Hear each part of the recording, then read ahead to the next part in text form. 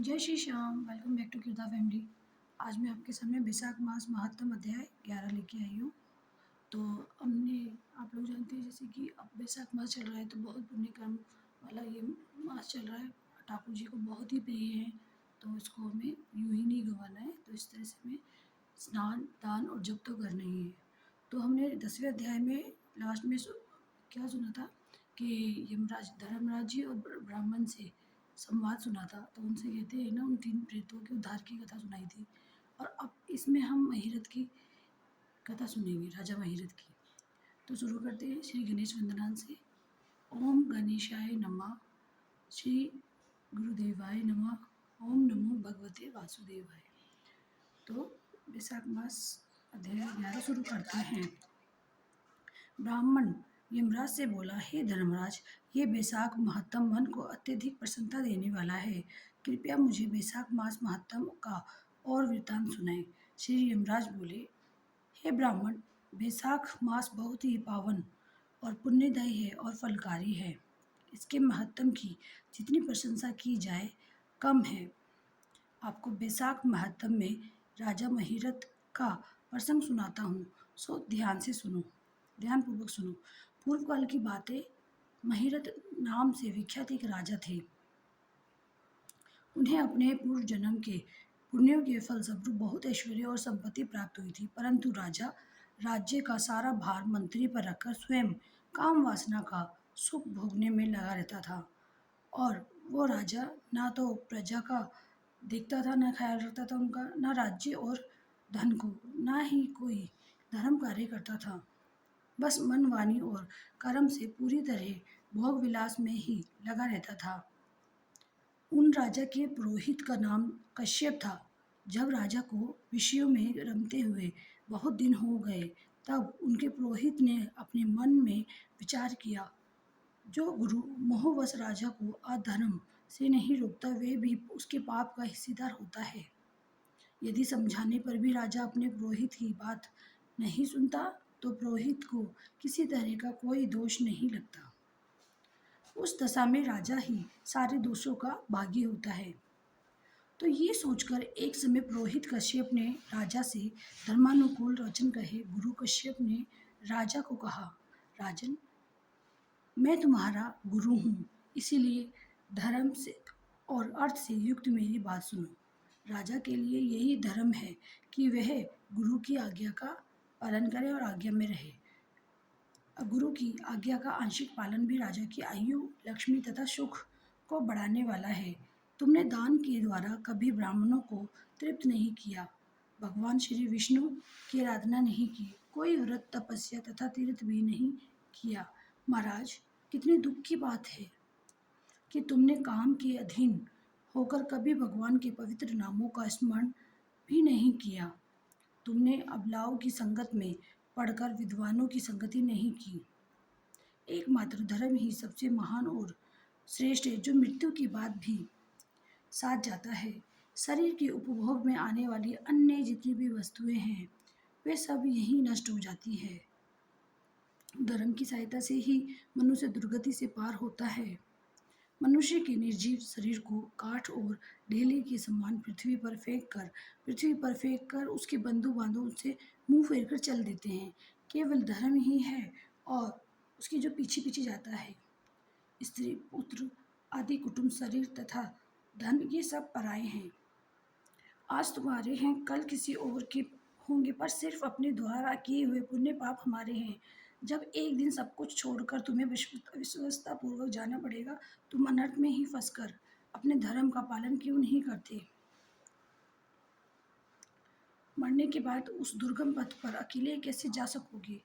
यहाँ से प्रस्थान करने के बाद तुम्हारे पीछे कुछ भी नहीं जाएगा, केवल पाप और पुण्य तुम्हारे जाते समय तुम्हारे पीछे पीछे जाएंगे।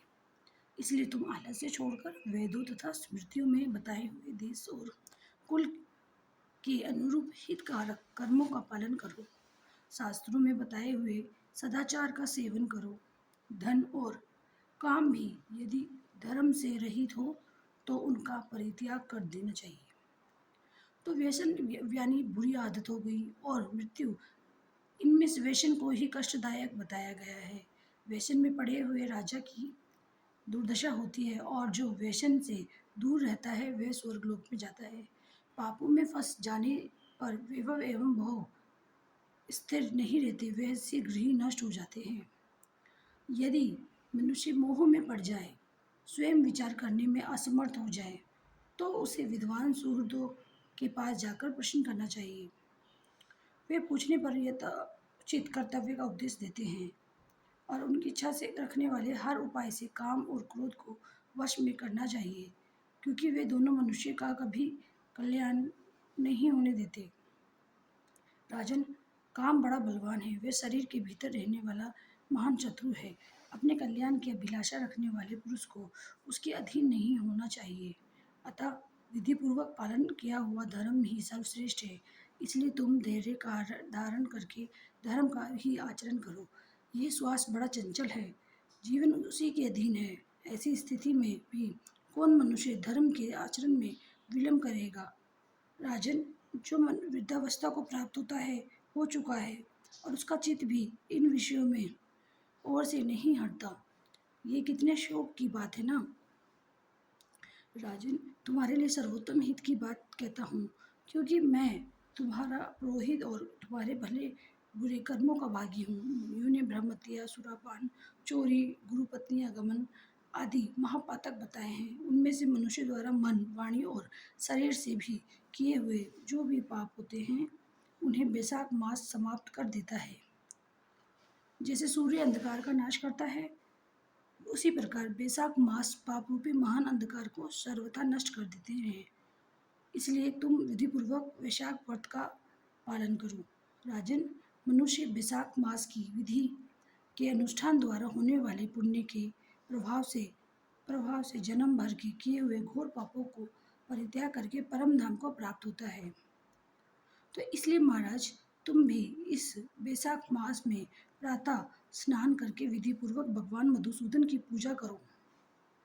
जिस प्रकार कूटने छाँटने की क्रिया है से चावल की भूसी छूट जाती है, उसी प्रकार मांजने से तांबे की कालिख मिट जाती है। उसी प्रकार शुभ कर्म का अनुष्ठान करने से पुरुष के अंतःकरण का मल धुल जाता है।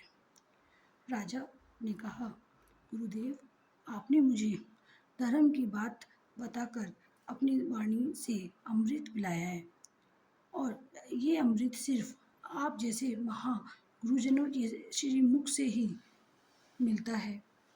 तो आपके वचन इस संसार रूपी रोग और दुर्वसनों से मुक्त करने वाली औषधि है। हे गुरुदेव, सत्पुरुषों का समागम मनुष्य को हर्ष देने वाला, उनके पाप को दूर भगाने वाला तथा जरा मृत्यु का भय दूर करने वाली संजीवनी बूटी है। इस पृथ्वी पर जो जो मनोरथ दुर्लभ माने गए हैं, वे सब यहाँ साधु पुरुषों के संग से प्राप्त हो जाते हैं। जो पापों का अपहरण करने वाली सत्संग की गंगा में स्नान कर चुका है, उसे दान, तीर्थ, सेवन, तपस्या तथा यज्ञ करने की क्या आवश्यकता है? प्रभु, आज के पहले मेरे मन में जो जो भाव उठते थे, वे सब केवल काम सुख के प्रति लोभ और उत्पन्न करने वाले थे। परंतु आज आपके दर्शन से तथा वचन सुनने से उनमें विपरीत भाव आ गया है। मूर्ख मनुष्य एक जन्म के सुख के लिए हजारों जन्मों का सुख नष्ट करता है, और विद्वान पुरुष एक जन्मों से हजारों जन्म बना लेते हैं। कितनी खेद की बात है कि मैंने मन को सदा काम के सुख में ही फंसाए रखा था, और इसी कारण से कभी भी कुछ भी आत्म कल्याण का कार्य नहीं किया।